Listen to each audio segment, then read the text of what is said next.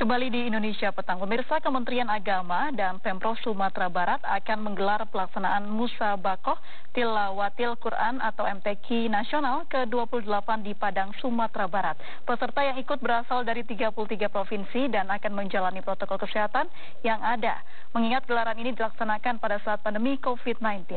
Dan untuk berbincang lebih jauh terkait gelaran ini, kita sudah bersama Gubernur Sumatera Barat, Bapak Irwan Prayitno. Selamat petang, Pak. Selamat petang. Assalamualaikum. Waalaikumsalam. Baik, terima kasih atas waktunya. Ini informasinya Sumatera Barat, Padang menjadi 2 kali ya Pak ya, menjadi tuan rumah MTQ ya Pak ya. Jadi yang pertama tahun 83. Yang pertama 83, sekarang ini kedua. Tahun Luar 2020. biasa. Baik, apa persiapan yang dilakukan untuk menyiapkan MTQ Nasional ke-28? Ya, jadi kan ini adalah suatu kegiatan nasional. Sebetulnya milik Kementerian Agama. Dan kebetulan kita terpilih, ditunjuk untuk menjadi tuan rumah tahun 2020 pada saat tahun 2018 MTQ di Medan. Waktu itu Menteri Agamanya Pak Lukman Hakim menyerahkan SK dan kepercayaan kepada kita. Jadi waktu itu nggak ada terpikir ada COVID. Jadi saat ini dengan adanya COVID tentu kita double persiapan. Persiapan normal seperti yang sudah seperti biasa. Itu menyiapkan tempat hotel, kemudian juga venue-venue dan lain sebagainya, juri juga dan pesertanya se-Indonesia. Nah saat ini karena COVID berarti double, harus menyiapkan protokol kesehatan COVID. Baik. Kalau bicara soal venue atau lokasi Pak, di mana nanti lokasinya akan diselenggarakan? Kalau lokasi ada 12, itu udah fix, sudah clear, udah beres. Ada Masjid Raya, Masjid Nurul Iman, ada Universitas Negeri Padang, ada auditoriumnya, ada masjidnya, ada Universitas Andalas, ada UIN Imam Bonjol, kemudian juga ada masjid-masjid yang besar-besar di Padang khususnya dipakai. Jadi ada 12 titik dan itu sudah bisa mengcover semua kegiatan MTQ nanti. Baik, mungkin di sini ada pemirsa MNC News yang belum paham di MTQ Nasional itu ada cabang apa saja diperlombakan Pak? Jadi ada 8. Ya, dari mulai kiroah, kemudian bacaan, kemudian hafalan, kemudian ada namanya syahril, ada fahmil, ada karya ilmiah, ada khaut ya. Itu semuanya diperlombakan. Nah itu 8 jenis yang nanti kita lombakan di MTQ nanti. Nanti tentunya Sumatera Barat juga punya jagoan-jagoannya Pak ya untuk dilombakan? Iya, kita sudah menyiapkan dari 2 tahun yang lalu bahkan. Mudah-mudahan sebagai tuan rumah bisa 5 besar lah mudah-mudahan. Amin, kita doakan. Tadi juga Pak Irwan sudah menyinggung mengenai protokol kesehatan yang diberlakukan saat ini karena kita berada di masa pandemi. Seperti apa Pak nanti mekanismenya? Jadi yang jelas seluruh peserta itu diperkirakan 1.969 peserta se-Indonesia. Itu mereka 2 hari menjelang berangkat sudah dapat hasil negatif swab PCR semuanya. Harus ya Pak itu wajib karena kita ingin mengamankan semua, jangan sampai muncul klaster baru. Kita yang di daerah, seluruh pelayan di hotel, di restoran, panitia, di tempat venue, kita swab juga semuanya. Kita pastikan semuanya negatif. Termasuk juri-juri dan juga tim-tim yang lainnya kita harus pastikan. Setelah itu maka setiap venue yang akan dihadiri datang oleh mereka ada protokol kesehatan seperti biasalah, tempat cuci tangan, hand sanitizer, mengukur panas ya, dengan termogan, dokter kita siapkan, ada ambulan juga, dan kemudian physical dan social distancing juga kita siapkan untuk tempat duduk dan sebagainya. Jadi itu semua kita atur termasuk juga jam-jamnya. Kan 12 tempat venue itu 1 hari bisa di pagi sampai malam. Dan itu saya pastikan tidak akan banyak yang hadir secara fisik karena sudah diatur demikian rupa. Jadi yang hadir pasti yang ikut berlomba sama juri, mungkin juri 4-5 orang, dan yang berlomba mungkin tentu 1 orang setengah jam bisa bergilir. Nah yang lainnya menonton silakan di virtual. Jadi ya saya yakin. Jadi ada link khusus untuk bisa mengakses dan menonton dari rumah. Ada. Kita menggunakan IT dari mulai pendaftaran pun sudah pakai IT. Nanti proses penilaian dan penentuan pun juga pakai IT. Kemudian untuk menampilkan mereka ketika berlomba pun juga dengan IT. Sehingga bisa mengurangi pertemuan orang dengan orang, dan dengan itu pula jaminan kami kepada Menteri Agama untuk bisa tetap dijalankan di masa pandemi COVID, asalkan protokol COVID-nya berjalan dengan baik. Nah itu supaya tidak memunculkan kluster baru, jadi kita tetap produktif, melaksanakan sukses MTQ, tapi tetap aman COVID juga. Tetap aman COVID juga, dan sudah dipersiapkan oleh Provinsi Sumatera Barat ya Pak ya. Nah kalau tadi sudah disinggung oleh Pak Irwan mengenai protokol kesehatan, tentunya ini akan berbeda dengan tahun-tahun sebelumnya. Pasti. Selain adanya pandemi dan protokol kesehatan, apalagi Pak yang membedakan MTQ kali ini dan tahun-tahun sebelumnya? Konsekuensi dari pandemi ini banyak yang kita ikuti, acara-acaranya. Contoh misalnya, dulu ada pawai, sekarang dibatalkan. Dulu ada pameran, dibatalkan juga. Kemudian pembukaan secara fisik biasanya besar-besaran meriah. Datang ke Indonesia, para gubernur, bupati, wah itu luar biasa. Kalau memang dalam kondisi normal, nah sekarang enggak. Hadirnya presiden pun kemungkinan virtual. Kita tetap di main studium yang kita punya, tapi diatur juga. Nah jadi, inilah beda dengan yang sebelumnya karena kondisi COVID. Jadi bentuk acaranya, format acaranya dirubah, tidak berubah formatnya, terus juga termasuk kehadiran peserta pun tidak sebanyak yang dulu. Nah kenapa? Karena provinsi-provinsi juga uangnya habis. Jadi uangnya habis untuk COVID. Kami pun juga habis untuk COVID. Jadi sebagian pun mengurangi jumlah delegasi yang berangkat. Jadi itu konsekuensi yang mengakibatkan beda dengan yang dulu. Jadi meriahnya mungkin beda, terus jumlah peserta beda, tapi cabang tetap yang diperlombakan. Suasana tentu juga tidak begitu ramai ya, karena yang hadir pas yang mereka ikut berkompetisi saja begitu. Kalau kemeriahan diperkirakan akan berkurang begitu Pak, tapi apakah esensi dari acara ini juga akan dikurangi atau seperti apa Pak? Kalau yang penting konten, target dari MTQ itu satu yang penting adalah menghasilkan kori-kori A yang juara nasional. Dari situ bisa nanti menjadi modal untuk kori A dan kori mewakili Indonesia untuk tingkat perlombaan di regional, bahkan di internasional. Jadi itu pasti akan dicapai melalui MTQ ini. Artinya targetnya untuk mencapai supaya didapati para kori-kori yang bisa membawa nama Indonesia ke depan, itu bisa.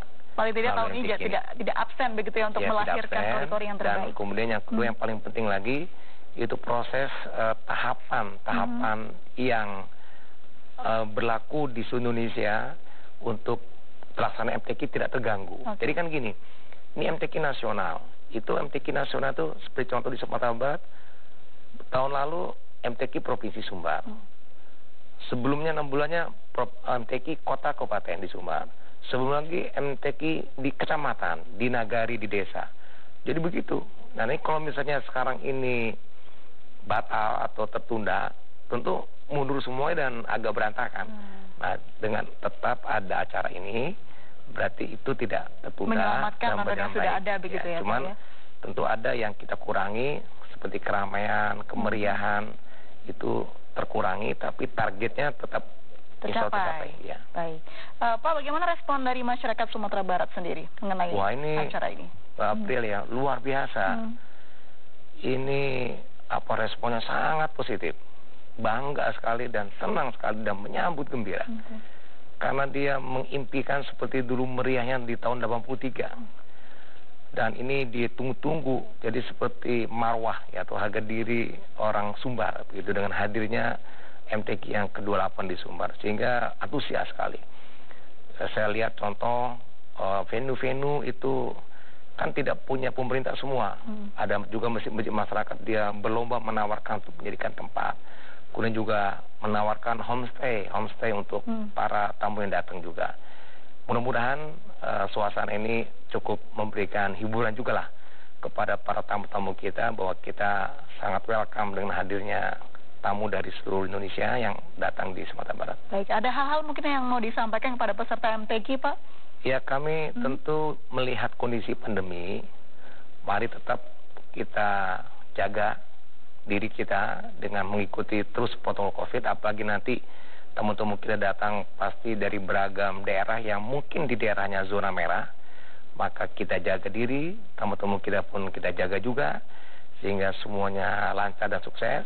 Tamu kita pulang ke daerah masing-masing dalam kondisi sehat, lancar, dan kita pun yang ditinggal pun mendapatkan kebaikannya.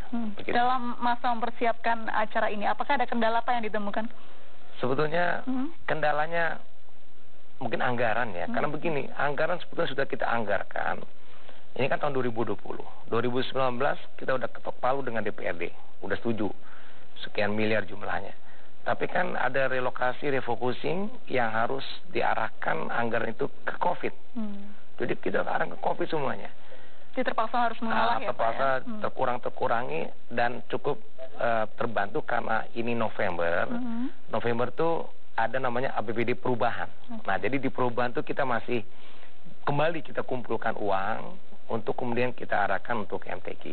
Dan ini inilah kendala yang tidak hanya di kita tapi di daerah lain, sehingga mengurangi delegasi, bahkan ada kononnya mungkin batal mengirim karena uang juga nggak ada. Nah, itu dia satu. Nah, konsekuensi yang kedua ya tadi masalah COVID. COVID ini juga walaupun kita sudah antisipasi, tapi kan harap-harap cemas juga masih terjadi. Kita kan nggak bisa mengawal 2.000-an orang datang itu dengan ketat kan. Mereka mungkin mau kemana kan. Akhirnya kalau kena satu kan bisa kena semua. Ini yang ya, tapi mudah-mudahan kita sudah siapkan semuanya. Dengan mempersiapkan protokol kesehatan yang seperti yang Pak Irwan sampaikan tadi. Kalau melihat dari lokasi-lokasi yang kita lihat bersama tadi, Pak, mana lokasi unggulan dari Sumatera Barat? Apakah ya, Masjid unggulannya Raya? Ini Masjid Raya Sumatera Barat. Itu masjidnya mungkin kalau Mbak April lihat tuh, wah besar. Itu dia, khas besar dan khas sekali, ya kan, dan itu kebanggaan kita dan mungkin terbesar di Sumatera Barat ya. Dan ini tempat juga nanti venue dan juga tempat nanti penutupan acara MTQ di sini juga. Ini yang paling besar. Kemudian yang kedua ya main studium kita yang baru juga nanti di acara pembukaan kita lakukan di situ. Baik, ini tempat-tempat sudah disiapkan, disterilisasi ya Pak ya sebelumnya untuk acara yang memang ini bisa jadi kebanggaan masyarakat Sumatera Barat sendiri. Kalau seperti KORI di Sumatera Barat memang menjadi keseharian warga Sumatera Barat atau seperti apa sih Pak sebenarnya? Ya kan begini, Sumatera Barat itu mayoritas kan Minang ya, etniknya Minang 98%. Dan Minang itu punya filosofi adat bersandi syara, syarat bersandi kitabullah. Jadi syara ini syariat, kitabullah ini Quran. Jadi itu sudah menjadi budaya. Jadi kalau baca Quran itu sudah budayanya orang Minang. Jadi hampir semua warga Minang yang mesti bisa membaca Quran dan menjadi suatu kebudayaan. Jadi setiap apapun acara adat, acara pesta, acara segala macam, bahkan acara resmi kami pun setiap acara pembukaan kegiatan resmi di pemerintahan provinsi, kota, kabupaten juga dengan baca Quran juga. Jadi ini sudah jadi budaya. Jadi dengan adanya MTQ ini ya mungkin menjadi suatu kebanggaan tersendiri ya bagi masyarakat Minang khususnya. Karena memang sudah menjadi adat istiadat dan kebiasaan ya Pak ya. Jadi menyambut dengan sukacita dan gembira gitu. Mungkin apa yang Sumatera Barat inginkan di acara MTQ nanti Pak? Kita kan sebetulnya mengkaitkan dengan wisata. Jadi selain nilai keagamaan, kita mengkaitkan dengan wisata. Sebetulnya paket-paket wisata untuk mereka yang datang sudah kita siapkan. Ada yang ke arah pantai sampai ke Kepulauan Mandeh. Itu Mandeh itu seperti Raja Empat, banyak pulau-pulau, bagus. Kita ke sana cuma 2 jam dari Padang. Ke danau juga kita banyak, ada danau Diate, danau di bawah, danau Meninjo, danau Singkarak.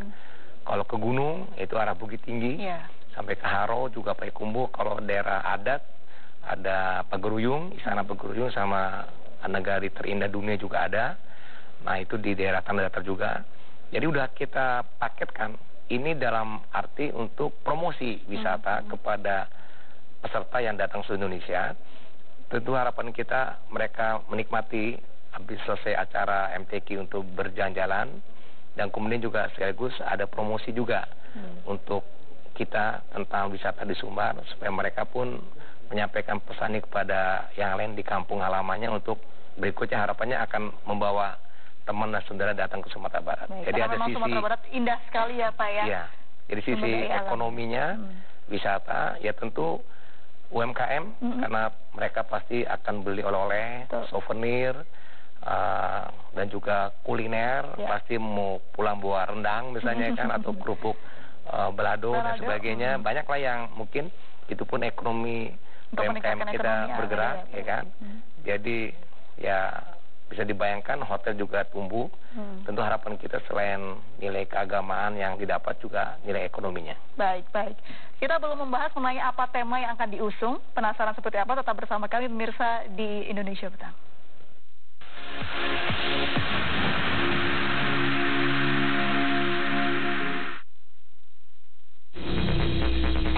Story of the Famous.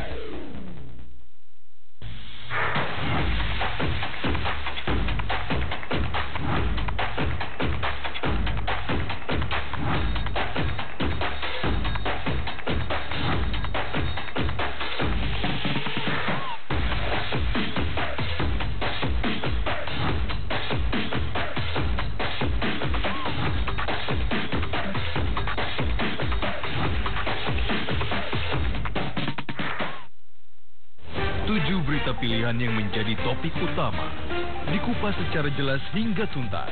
Pemerintah Kabupaten Tangerang menyiapkan lokasi isolasi bagi para pasien positif COVID-19 dengan status orang tanpa gejala. Pemprov DKI Jakarta hari ini kembali menerapkan PSBB Jilid 2 akibat peningkatan kasus positif COVID-19 selama awal bulan September. Ikuti beragam ceritanya di Top Story setiap Senin sampai Jumat jam 8:30 malam di MNC News.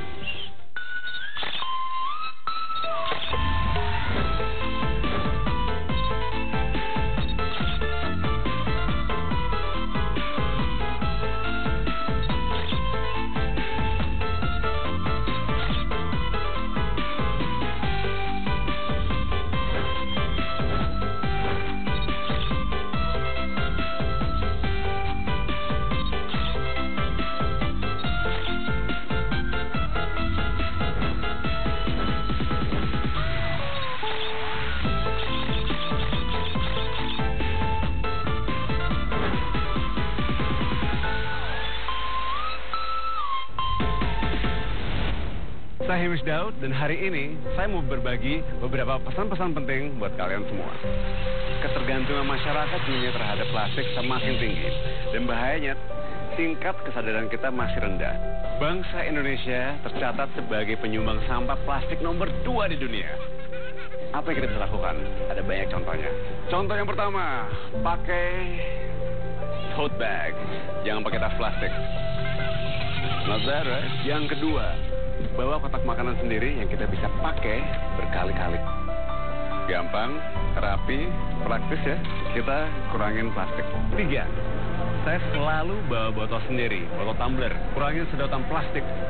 Dan juga masih banyak hal-hal lainnya yang bisa kita lakukan untuk mengurangi penggunaan plastik.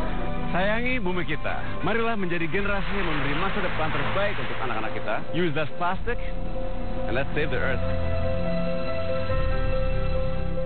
Saatnya bicara. Indonesia Bicara di MNC News.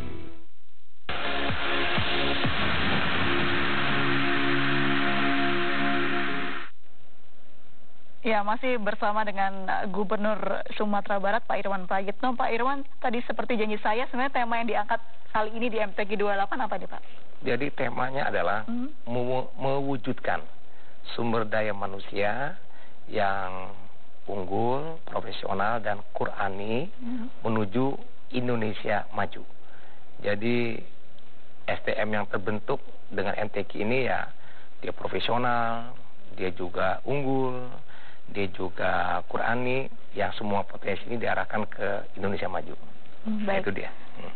Apakah Sumatera Barat atau Pak Gubernur ini tahu apa pertimbangan sebagai Sumatera Barat dipilih menjadi tuan rumah kali ini? Kan begini, tahun 2018 sebelum ditunjuk oleh Kementerian Agama, itu seingat saya ada mungkin 4 atau 5 provinsi yang mengajukan ke Menteri Agama untuk menjadi tuan rumah. Dan kemudian ada indikator yang dibuat oleh Kementerian Agama, dan indikator itu dicek langsung ke lapangan. Masing-masing provinsi yang mengajukan usulan itu. Nah, tentu kami tidak punya kompetensi juga menyebut kenapa kami yang menang, tapi yang jelas dari penilaian itu kami yang paling tinggi nilainya. Bisa dilihat dari tempat, kesiapan tempat untuk pembukaan, penutupan, venue-venue didatangin tuh, masjid-masjid yang kita sodorin. Survei ini gitu ya, Pak ya? Survei, lihat dukungan masyarakat, fasilitas sarana prasarana, kemudian juga anggaran. Ditanya juga tuh berapa dianggarin gitu kan. Kita sebut begini, terus acara pembukaan di mana, saya sebut di Main Studium nih ratusan miliar nih harganya, persiapannya, penutupan di Masjid Raya Sumbar, terus apa kegiatan dicek. Kemudian juga ditanya juga kami sebagai gubernur, apa kami gubernur ini juga semangat enggak gitu kan. Nah, bahkan kami juga Jadi salah satu penilaian juga gubernurnya ya, Pak Iya, karena kalau gubernurnya nggak semangat mungkin juga nilainya rendah. Karena kan kita komandan ya kan, kalau ujungnya di atas lemah, ke bawah kan lemah juga. Betul. Diundang juga ke Jakarta. Singkat cerita, pada saat di Medan MTQ, diputuskan oleh Menteri Agama, Sumbar tuan rumah. Nah, dikasih petaka bendera, diserahkan kepada kami untuk menyiapkan MTQ 2020. Setahu Pak Irwan, apakah status pandemi di wilayah tersebut juga menjadi penilaian, Pak? Kan 2018 belum ada pandemi. Oh, ketika itu 2018. 2018. Keputusan untuk tuan rumah itu 2018. Belum ada pandemi sama sekali kan. Nggak Tidak ada kebayang update juga dari Kementerian Agama selama tahun ini? Oh, update. Jadi kan begini, Mbak Prilia, kan MTQ ini gawenya Kementerian Agama. Dan kami selalu konsultasi dengan Menteri Agama. Setidaknya dengan Dirjen Agama yang terkait dengan MTQ. Saya ingat berkali-kali saya datang ke kantor Menteri Agama dan ketemu juga dengan Menteri Agama. Misalnya ketika bulan Maret, April, kita tanya, Pak Menteri, apakah lanjut, ada lanjut atau tidak? Tentu ada diskusi dan sebagainya. Putusannya lanjut, tapi dengan ikut protokol COVID. Terus berikut lagi saya ketemu lagi untuk mengundang beliau launching, ditanyakan lagi gimana Bapak Presiden juga nampaknya sudah dihubungi oleh Pak Menteri, bersedia setidaknya virtual, kalaupun tidak bisa fisik. Nah, kemudian kita pun menyepakati untuk meneruskan juga, gitu ya. Terus launching dengan Pak Menteri Agama, beliau di Jakarta, kami di Padang, kami juga yang hadir untuk melaunching MTQ. Jadi semua tahapan yang kita lalui sudah berjalan, termasuk hari ini juga kita sosialisasi kepada masyarakat nasional secara luas tentang hadirnya MTQ. Jadi kita alhamdulillah masih tetap selalu dibimbing oleh Kementerian Agama, karena kita tahu pasti kita di Sumbar kan hanya tuan rumah. Kalau kata Pak Menteri batal, ya batal. Kalau jalan, jalan. Terus kita ngikuti arahan dari kementerian, kalau memang disuruh kita meneruskan dengan syarat COVID, kita kerjakan semuanya. Kemudian sampai saat ini kami masih memenuhi harapan dari pemerintah dan insya Allah bisa sesuai dengan harapan semuanya begitu. Baik. Pak Irwan, pasti ini masyarakat ada pro dan kontra ya Pak ya. Apa yang bisa Pak Irwan sampaikan kepada masyarakat dengan adanya acara ini tidak menambah klaster baru seperti itu? Gini Mbak Priya, ini kan informasi tentang MTQ ini sudah diketahui oleh masyarakat Sumatera Barat. Karena kita sudah launching, kita pun billboard pun di Sumatera Barat sudah ada, MTQ dengan tanggalnya, dan ini pun sudah juga ada talkshow juga di TV dan media lokal, di medsos pun sudah berkembang. Sejauh saya, sampai saat ini setidaknya, itu belum ada yang namanya kontra, yang ada baru pro. Kecuali memang memberikan harapan jangan sampai terjadi klaster baru dan sebagainya.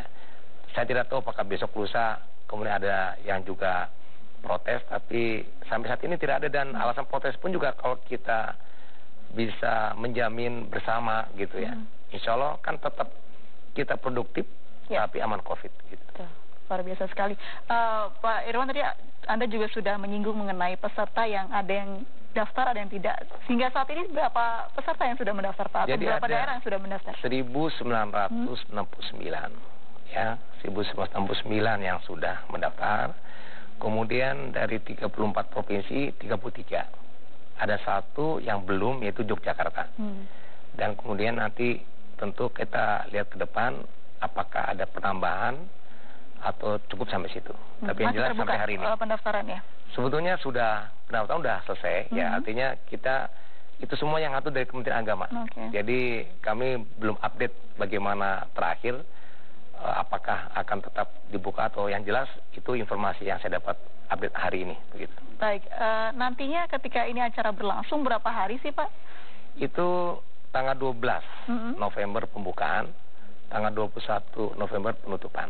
Tapi sebelum tanggal 12 itu diperkirakan 3 hari sudah datang kontingen, dan ada beberapa kegiatan-kegiatan yang pendukung ya untuk persiapan.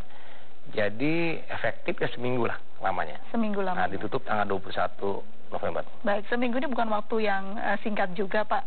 Apakah nanti ada aturan khusus untuk peserta agar mematuhi hal-hal yang tidak diperbolehkan untuk menjaga kesehatan? Kita sudah siapkan buku untuk panduan, tidak hanya isinya adalah rangkaian acara-acara dari awal sampai akhir, tapi juga seperti biasa buku itu ada nama hotel, restoran, ada agensi polisi dan sebagainya, dan juga tempat wisata juga ada di situ, kontak person dan sebagainya, juga ditambah dengan COVID. Artinya apa yang harus dikerjakan, dilakukan, kalau emergency ada gejala panas, demam, sesak napas, itu udah di setiap venue udah ada dokter yang kita siapkan, ada juga ambulan. Jadi insya Allah kita sudah protektif ya dengan kondisi yang dimungkinkan kalau itu terjadi. Itu semuanya dibukukan. Jadi ada panduan yang mereka pegang, dan dari situ nanti mereka rujuk. Mudah-mudahan tidak ada masalah. Jadi begini, mungkin puncaknya itu tanggal 12 ketika pembukaan. Tapi 2 hari 3 hari berikutnya udah mulai berkurang. Yang sudah kalah biasanya pulang. Jadi dan buktinya nanti ketika penutupan itu udah nggak serame pembukaan. Jadi penutupan itu yang datang hanya pejabat-pejabat, pemerintah dan pemenang. Yang lain sudah nggak banyak lagi, kecuali kalau mereka di-extend untuk ada jalan-jalan dan sebagainya, itu lain cerita pribadi. Jadi sebetulnya walaupun waktu seminggu itu mungkin 3 hari lah puncaknya. 3 hari puncaknya. Apakah ini justru akan menambah petugas atau panitia Pak untuk menjaga dan mengontrol, mengawasi peserta? Iya, kita tambah. Jadi kalau biasanya hanya SKPD yang kita pertanggungjawabkan untuk menjadi penghubung atau liaison officer bagi setiap provinsi, tamu yang datang misalnya tamu dari Jakarta, SKPD perhubungan, tamu dari Jabar, SKPD dari ini, itu udah kita atur tambah. Nah, itu normal ya, termasuk urusan transportasi, urusan hotel, urusan akomodasi segala macam, itu dia ada kontak personnya kita atur dari mulai belum berangkat pun dia sudah ada kontak-kontakan, sampai turun di pesawat pun langsung kita jemput. Dia ada sinergi dengan Kementerian Perhubungan juga Pak? Oh iya, tapi bukan dengan kementerian, dengan dinas. Karena dinas perhubungan kan dia mengcover kendaraan dan sebagainya. Kita siapkan mobil Hi-Es, kita siapkan mobil Innova dan sebagainya. Itu pas datang langsung disambut. Mereka dengan liaison officer kita, terus ya udah aman lah dia. Artinya urusan sama dia semua di cover. Nah, cuman tenaga tambahannya tadi, tenaga kesehatan, kita tambah tenaga untuk memeriksa protokol kesehatan dengan Satpol PP, dengan periksa termogan, dan kita punya perda peraturan daerah nomor 6 yang di dalamnya itu ada, jadi mengenai mendisiplinkan masyarakat dengan ikut protokol kesehatan, mesti pakai masker dan sebagainya di luar rumah. Itu aturannya ada, tapi yang menarik di perda ini kita ada sanksi pidana. Ada sanksi pidana. Jadi ini satu-satunya perda di Indonesia yang judul perdanya terkait dengan COVID dan ada sanksi pidana kepada masyarakat. Nah, jadi ini pun tetap akan berlaku di bulan November nanti. Jadi kita ingatkan juga kepada tamu, jangan sampai tamu kita yang kena pidana juga karena keluar dia nggak pakai masker. Tujuannya apa sih Pak ada sanksi pidana? Apakah selama ini masyarakatnya tidak patuh atau seperti apa? Satu, agar dia selamat dari COVID dengan ikut protokol kesehatan. Jadi kan begini, merubah perilaku untuk mengikuti suatu kebiasaan tidak mudah. Kita dari bulan Juni sudah ada pergub yang mengatur kita semua, masyarakat tanpa kecuali, keluar rumah pakai masker dan ikut protokol kesehatan. Tapi sanksi administratif. Nah, sanksi kan cuma teguran. Nggak pakai, ditegur, tegur ya tetap aja dia membangkang. Nah, membentuk karakter dan perilaku kebiasaan baru ya ditambah dengan aturan yang tegas itu dan tegas juga itu sanksi. Supaya itu aturan tegas karena sayang dengan rakyat. Karena tidak hanya dia yang kena, orang lain pun bisa kena gara-gara dia kalau dia tidak ikut protokol kesehatan. Nah, itu juga akan kita terapkan juga nanti. Dan ini juga menjadi tameng ya Pak ya, nanti agar peserta juga tameng.